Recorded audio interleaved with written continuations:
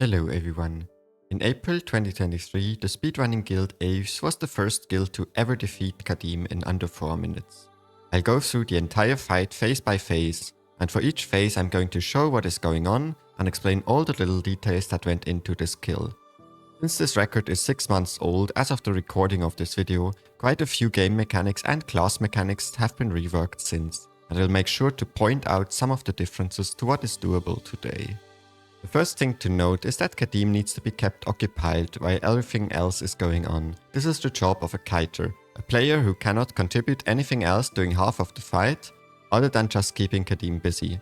In standard groups, this is a job best done by classes with strong self-sustain and a bunch more options, but in speedruns like this one, you really just send any class that you currently don't need elsewhere to do it. The kiting phase is rather short and anyone can do it in a speedrun if they are skilled enough. This has the rather hilarious consequence that our kiters were not comfortable with kiting before we started the project and had to learn the mechanic on a build that literally does not allow a single mistake. This was a true trial by fire, but they did a very good job. Let's leave the kiter on their private date with Qadim and talk about the main fight. We'll see them again in the main phase. The first major task of the squad is to take down the legendary Hydra. For this, groups send one or more players into Qadim's menagerie to free a friendly Hydra. This friendly Hydra will then deal 80% of the enemy Hydra's maximum health, which significantly reduces the damage the group needs to do. In order to speed up this part as much as possible, we ran 3 daredevils to clear the menagerie inside the lamp. As you can see, at the very start, these daredevils were giving a lot of boons before. The Quickness Herald placed a fire field with its mace, which was blasted as much as possible. Blasts from might are extremely potent for the simple reason that even without any boon duration, the might applied by them lasts for 20 seconds. As we were planning to complete the lamp in less than 20 seconds, this ensured a high amount of might uptime, despite pre-casting it before the lamp. After that, the Herald would add all the other boons into the mix. Note that at the time, Herald did not have an excess of quickness generation and was only able to provide the bare minimum. Additionally, the Alacrity boon that can be seen here comes from a Chronomancer wells. Before the latest rework of Chronomancer used to produce Alacrity mainly by placing its wells. The Alacrity here serves no special purpose other than helping the Herald a little bit to regain its cooldowns from the precast. Once inside the lamp, the Daredevils use their short bows to clear the lamp as quickly as possible. Every single attack has been mapped out to ensure maximum clear speed. Shortbow auto-attacks bounce between targets, but if a target dies while the projectile is on its way, the bouncing fun ends prematurely. So it was very important to apply damage as evenly as possible on all the mobs, to make the most out of the bouncing shots. Before the lamp players entered the final room, the lamp has already been opened. Lamp opening works by killing the lamp outside the menagerie. Normally a player from the main group would have to do it. But in this record we decided to use the preparation Pitfall on one of the lamp players. This allowed them to precisely determine at what time the lamp needs to be opened in order to not waste extra time in the final room. Unfortunately, one pitfall is not enough to open the lamp, and it's also quite inconvenient if it takes a variable number of hits to clear the lamp. For this reason, the Herald ran a setup that allowed it to pre-damage the lamp earlier with exactly one Axe 5 cast. This ensured that the first activation of Pitfall would then one-shot the lamp and make the end of the lamp as responsive as possible. Every second of waiting in the final room is a second lost in a record run. Let's now concern ourselves with the main squad. The main squad has the important duty of bringing the enemy Hydra to 80% health, as the friendly Hydra will then finish the job. The composition we use for this consists of 5 Bladesworn and the aforementioned Herald. Back in April, the Bladesworn used to give quickness with their Grandmaster trait in Tactics, a grave mistake that ArenaNet has since corrected. This allowed an entire group of Bladesworn to run no dedicated quickness support and just sort of self-sustain most of the spoon among each other. You may notice here that the Bladesworn do not have Alacrity. This is a deliberate choice. Running an Alacrity support in a subgroup would have removed a full DPS spec from the composition. And what would be the advantage even? Well, we knew roughly how much time we had to bring the Hydra to 80%. It turns out that Bladesworn without Alacrity can still do more than enough damage before the lamp had been completed. Getting additional skill casts in would not actually be of any benefit. Bladesworn and Herald are particularly excellent at bringing the Hydra to 80% health, because they have a trait that actually gives them significant bonus damage to enemies above 80% health. It's made it so even extremely fast lamps pose no issues at all. Once the friendly Hydra spawned, the Herald would leave the group to quickly go give it quickness. The Hydra with quickness will teleport faster, saving easily a second for free.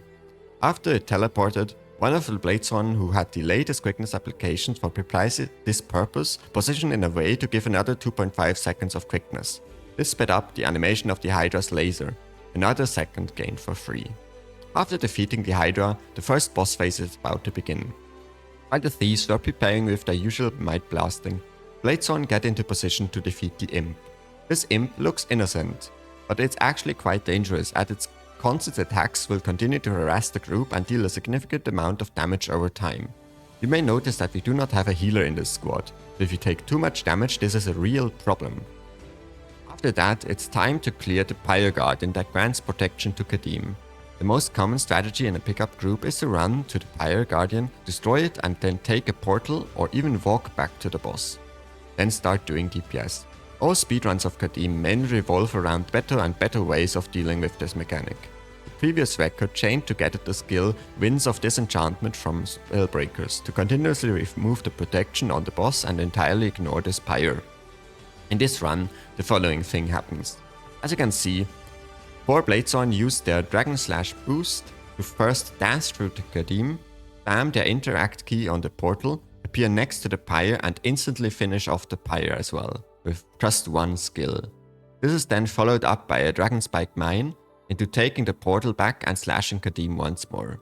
As a result, the only real loss incurred here is that the initial Dragon Slash is a boost and not a force slash, and the Dragon Spike Mine is not hitting the boss because it's cast at the other end of the arena. And the first slash is also hitting into protection on the boss. However, there's more.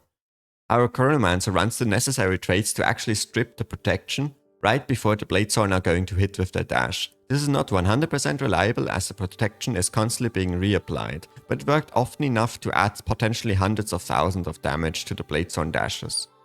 With these measures in place, the group was able to deal with protection in a way that lost essentially no DPS on the boss.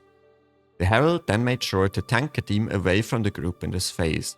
This works by being the closest person to Qadim, although it should be noted that Qadim's aggro is slightly inconsistent. At the beginning of the phase, it's possible that he instead shoots his attacks towards one of the Bladesworn fighting the pyre. This is bad because our strategy requires us to flank the boss. Back in April, when an effect said that it only worked when flanking a target, like the now removed bonus damage on the Superior Rune of the Thief, or the DPS bonuses of the Daredevils, there was no exception made for a defined foes. Qadim actually had to be flanked to get the full effect of flanking. This is why the group stands away from this pyre, to make sure that even when he faces the protection pyre for some reason, the Daredevils will be in an excellent flanking position. The boss phase itself is on a very tight timer.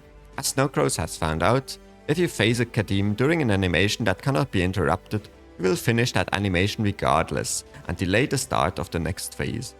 After 14 seconds, a particularly long animation starts. If you want to be fast, you have to phase before 14 seconds, but there's no point in being faster than 18 seconds because it's just locked into whatever is remaining of this 4-second animation. This is one of the major differences between the kill by the guild Lucky Noobs and the faster kill by Snowcrows. One guild made the DPS check, the other guild got to enjoy up to 4 seconds of extra roleplay. One small detail is that Bladesworn are held back by their cooldowns. If you want to phase Qadim within 14 seconds, you need to give all the Bladesworn the chance to hit 3 dragon triggers. This requires alacrity.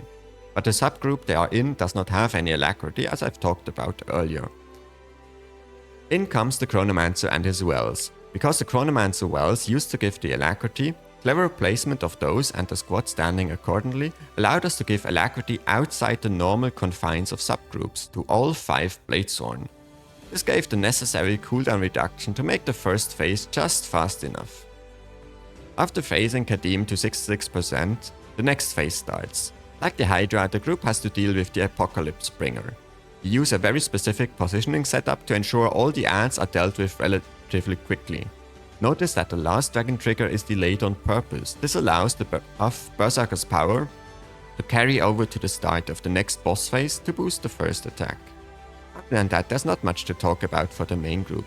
Let's talk instead about the lamp. If you know anything about lamp clearing, you will realize that this is not a standard route. This route is actually a bit slower to do, as the mobs are harder to kill. And what was that?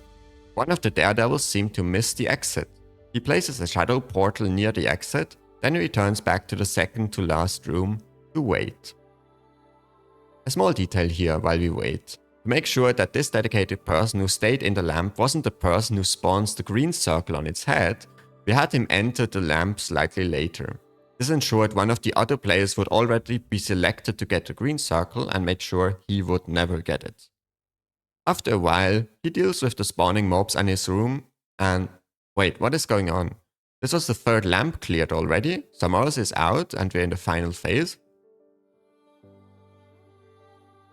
So let me explain. The lamp does not actually spawn all at once. The game only loads those mobs in advance that are up to 2 rooms removed from the rooms you have already cleared. This means you cannot just portal through the entire lamp, because the end boss would not be spawned, but actually you have to clear at least some of the rooms. This third lamp is ridiculously fast. So let's recap. During lamp number 2, we cleared very specific mobs to put us on a path so the last daredevil could be forgot in the lamp.